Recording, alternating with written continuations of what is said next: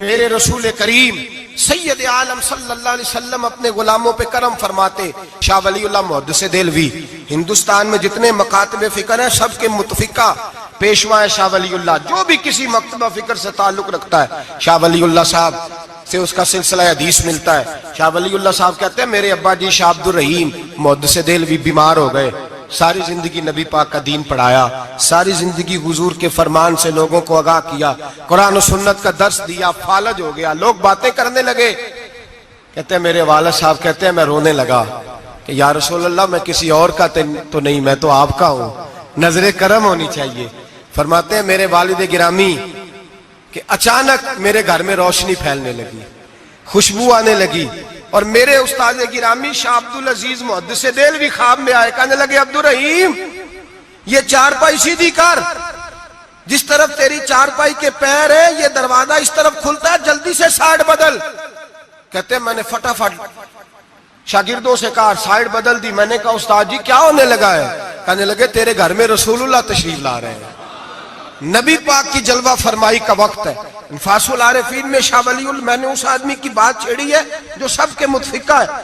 کہتے ہیں اندر آئے، نور آیا، روشنی آئی، خوشبو آئی۔ شاہ عبد الرحیم صاحب کہتے ہیں میں کیا دیکھتا ہوں، مصطفیٰ کریم آئے ہیں، ایک طرف ابو بکر صدیق ہے، دوسری جانب مولا علی شیر خدا ہے۔ فرماتے حضور تشریف لائے، اپنا کوئی ملے تو دکھ سارے یاد آ جاتے ہیں۔ کہتے ہیں وہ بیماری کا دکھ، ایک تنہائی، ایک غربت، ایک بیماری، ایک بڑھاپا، ایک لوگوں کے تانے، حضور کو دیکھا نا تو میرے آنسو دریا کی طرح بہے۔ کہتے ہیں رسول پاک میرے قریب آئے، میں فالج زدہ تھا، اٹھ نہیں سکتا تھا، چارپائی پہ بیٹھے بیٹھے میں نے حضور کے سینے پہ سر رکھ دیا اور رونے لگا، میرے آنسو حضور کے کرتے پہ گرنے لگے۔ کہتے ہیں نبی پاک کی داڑھی مبارک میرے چہرے سے لگنے لگی۔ اتنی تسلی دی محبوب نے، اتنی تسلی دی کہ فرماتے اگلے پچھلے سارے غم ہی میں بھول گیا، مجھے لگا کہ دنیا کا خوش قسمت خوش نصیب شخص میں ہوں اور مجھے فرشتے جن اور انسان سلامی دینے آ رہے ہیں۔ شاہ عبد الرحیم صاحب کہتے ہیں جہاں جہاں درد تھی نبی پاک نے دستے شفا پھیرنا شروع کیا۔ کہتے ہیں ہاتھ حضور کا لگتا گیا، شفائیں اللہ عطا فرماتا گیا۔ فرماتے شفائیں دوڑ گئیں، خوشبوئیں پھیل گئیں، طاقتیں آ گئیں۔ فرماتے حضور نے تھبکی دی، کہا بس کر دے میں آج ہو گیا ہوں، میں آج ہو گیا ہوں۔ تسلی دی مصطفیٰ کریم، تسلی۔ خواب میری وچ آیا ماہی، میں اودے گل وچ پا لئیاں باواں، پھر ڈر دی ماری اکھ بھی نہ کھولاں، کتے پھر وچھڑ نہ جاواں، چر ہویا مینوں ترلے لیندیاں، کدی موڑ میرے ول واگاں۔ خواب میری وچ ایک بار جے آویں میں ساری عمر نہ جاگا۔ کہا نبی پاک بس کرنا آج ہو گیا ہو۔ کہتے میرا دل کیا کہ حضور جا رہے ہیں تو کوئی تحفہ ہی عطا کر دے، اور پھر دل کیا کہ کبھی حضور اپنی داڑھی کے 2 بال مبارک منہ مبارک دے دے تو میرے نصیب چمک جائے۔ کہتے میرے دل میں خیال تھا قربان جاؤں میرے رسول پاک نے یوں داڑھی پہ ہاتھ پھیرا اور 2 منہ مبارک اتارے، فرمایا چل یار فکر نہ کر تو رکھ لے۔ کہتے حضور نے مجھے دیے، اللہ کے حبیب جانے لگے، دروازے تک پہنچے تو میں نے اپنی چارپائی کو ٹٹولا تو بال ہی نہیں۔ میرے دل میں خیال آیا منہ مبارک کہاں گئے؟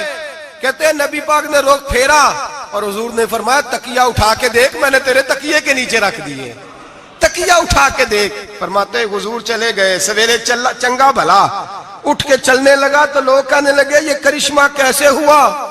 میں نے کہا اس نے شفا دی ہے، جو شفا دینے والے کا محبوب ہے، جو شفا دینے والے کا حضور علیہ السلام کا دست مبارک پھرا ہے، شفا ہو گئی۔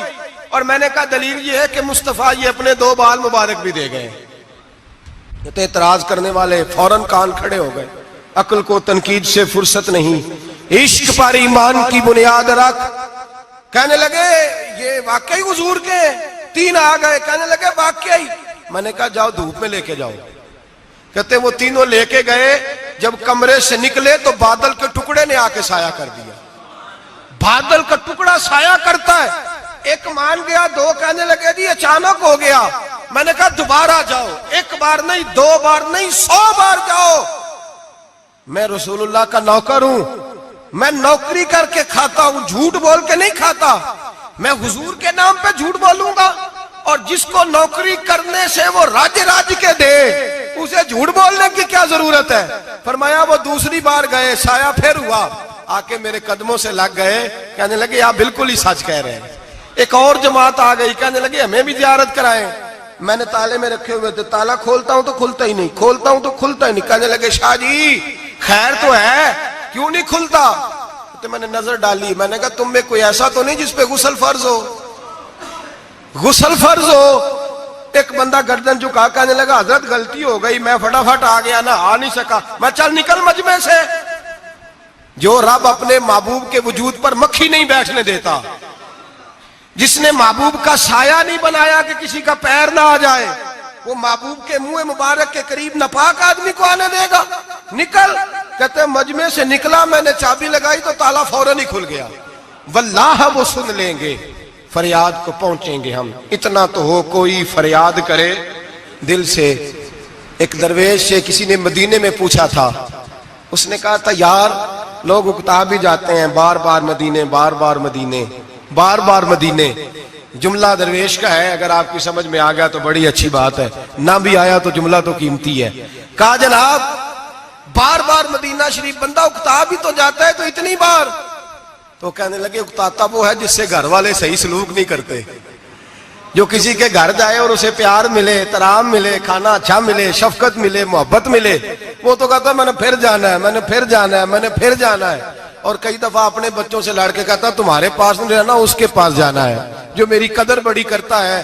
کہنے لگے کیا کریں، تجلیوں کا لگا ہے میلہ، جدھر نگاہیں اٹھا کے دیکھا۔